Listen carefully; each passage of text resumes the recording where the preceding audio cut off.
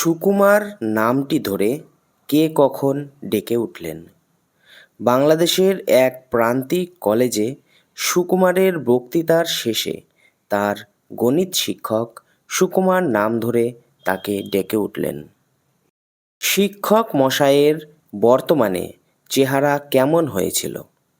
সুকুমারের গণিত বিষয়ের শিক্ষক বর্তমানে বৃদ্ধ হয়ে কুঁজো হয়ে পড়েছিলেন এবং তার চুলগুলি একেবারে সাদা হয়ে চিকচিক করছিল। আমি চমকে উঠলুম। কে কেন চমকে উঠলেন? বাংলাদেশের সীমান্তের একটি কলেজে বক্তৃতা দিতে গিয়ে সুকুমার তার নাম ধরে ডাকতে শুনে তিনি চমকে উঠলেন। আমাকে চিনতে পারছো না সুকুমার? উক্তিটি কার?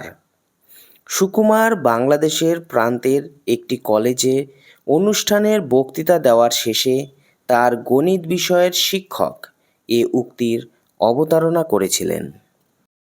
মাস্টারমশাই সুকুমারকে কী বলে আশীর্বাদ করেন?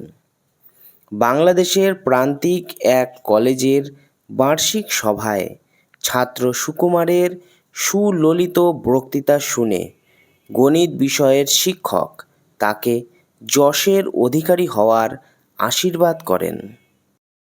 সুকুমারের গণিতের মাস্টারমশাই জামার পকেট থেকে কী বের করলেন? এক কলেজের বার্ষিক অনুষ্ঠান শেষে সুকুমারের গণিতের মাস্টারমশাই তাকে নিয়ে সুকুমারের লেখা গল্পটি জামার পকেট থেকে বের করে দেখান। কে কাকে অমর করে তুলেছে?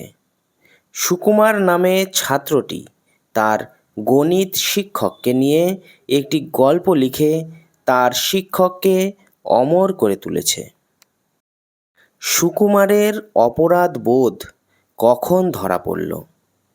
বাংলাদেশের সীমান্তে এক কলেজে তার গণিত বিষয়ের শিক্ষককে দেখে এবং তার স্নেহ মমতা ক্ষমা পেয়ে সুকুমারের অপরাধবোধ জাগ্রত হয়েছিল। ছাত্ররা তার অঙ্ক কষাটাকে কিভাবে দেখত? দাম গল্পের অঙ্কের শিক্ষক অঙ্কগুলি এমনভাবে কষতেন যা দেখে ছাত্রদের মনে হতো যে অঙ্কগুলি অস্পষ্টভাবে বোর্ডে করা আছে আর তিনি তাতে খড়ি বোলাচ্ছেন। অঙ্ক বিশারদদের কী অবস্থা হতো? অঙ্কের শিক্ষক এমনভাবে অঙ্ক কষতেন যে সবাই তটস্থ থাকত, আর যারা ভালো অঙ্ক জানতো না, অর্থাৎ অঙ্ক বিশারদরা, মানে ব্যঙ্গ করে বলেছিল আর কি, টেনে টুনে 20-র বেশি পেত না। ছাত্রদের অঙ্ক শেখানোর সময় অঙ্কের শিক্ষক মশাই ছাত্রদের সঙ্গে কীরকম ব্যবহার করতেন? প্রচণ্ড রাগী অঙ্কের শিক্ষক চড় মেরে ছাত্রদের অঙ্ক শেখাতেন, আর তাতে ছাত্ররা কাঁদলেই প্রচণ্ড হুঙ্কার ছেড়ে বকুনি দিতেন। প্লেটো কে? প্লেটো হলেন বিশ্ববিখ্যাত গ্রিক দার্শনিক। তার শিক্ষক ছিলেন সক্রেটিস আর তার ছাত্র ছিল অ্যারিস্টটল। পুরুষ মানুষ হয়ে অঙ্ক পারো না, এ কথা কে বলতেন? দাম গল্পের অঙ্কের মাস্টারমশাই ছাত্রদের অঙ্ক কষতে না পারায় এ কথা বলতেন। প্লেটোর দরজা দিয়ে না ঢুকতে পারার মানে কী ছিল? দাম গল্পের গণিত শিক্ষকের উপলব্ধি ছিল যে প্লেটোর দরজায় ঢোকার অধিকার তাদেরই ছিল যারা অঙ্ক জানে, আর যারা অঙ্ক জানে না তাদের ঢোকা নিষিদ্ধ ছিল। অঙ্কের বিভীষিকা থেকে সুকুমার কখন নিষ্কৃতি পান? মাধ্যমিক পরীক্ষা পর্যন্ত সুকুমারকে অঙ্ক করতে হয়েছে, কিন্তু তারপর কলা বিভাগে তিনি ভর্তি হয়েছেন বলেই অঙ্কের বিভীষিকাময় পরিস্থিতি থেকে তিনি নিষ্কৃতি পান। সুকুমারের পত্রিকায় কী ধরনের গল্প লেখার ফরমাশ আসে?